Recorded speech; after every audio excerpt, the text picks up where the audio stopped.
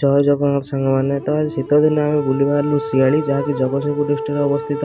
ତ କେନ୍ଦ୍ରାପଡ଼ାରୁ ଶିଆଳି ଆମକୁ ଯିବାକୁ ପଡ଼ିବ। ତ ଅଛି ବାଟ ଗଲା ପରେ ଆମେ ବାଟରେ ଫୁଏଲ୍ ପକେଇଲୁ। ତାପରେ କିଛି ବାଟ ଯିବାରୁ ଭୋକ ଲାଗିବାରୁ ଆମେ ଦହିବରା ପାଖରେ ଅଟକି ଗଲୁ, ଯାହାକି ଦହିବରାଟି ମଣିଜଙ୍ଗା ଗୋଷ୍ଠୀ ସ୍ୱାସ୍ଥ୍ୟ କେନ୍ଦ୍ର ପାଖରେ ଥିଲା। ତ ଦହିବରାର କ୍ୱାଲିଟି ବହୁତ ଟେଷ୍ଟ ଥିଲା। ତ ସେଠୁ ଦହିବରା ଖାଇସାରି ପୁଣି ବାହାରିଲୁ ଆମେ ରାଇଡ଼ିଂରେ। ତ କିଛି ବାଟ ଗଲା ପରେ ସମୁଦ୍ର ମାନଙ୍କ 2 କିଲୋମିଟର ବାଟ ଥିଲା। ବାଟ ସାରା ବହୁତ ଚିଙ୍ଗୁଡ଼ି ଘେରିର ସୌନ୍ଦର୍ଯ୍ୟଟା ବହୁତ ମନ ମୋହି ଦେଉଥିଲା। ତାପରେ କିଛି ବାଟ ଯିବାରେ ଆମେ ପହଞ୍ଚିଗଲୁ ଶିଆଳିରେ। ଶିଆଳିର ସୌନ୍ଦର୍ଯ୍ୟ ଆପଣମାନେ ଦେଖନ୍ତୁ, କେତେ ମନୋମୋହନ ସମୟ, ପ୍ରାକୃତିକ ସୌନ୍ଦର୍ଯ୍ୟରେ ପରିପୂର୍ଣ୍ଣ ଶିଆଳି।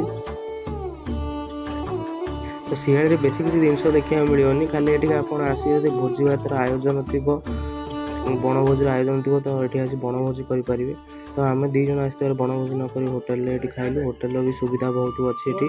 ତ ଆମେ ବିରିୟାନୀ ଖାଇଲୁ। ତ ବିରିୟାନୀ ଖାଇସାରି ପୁଣି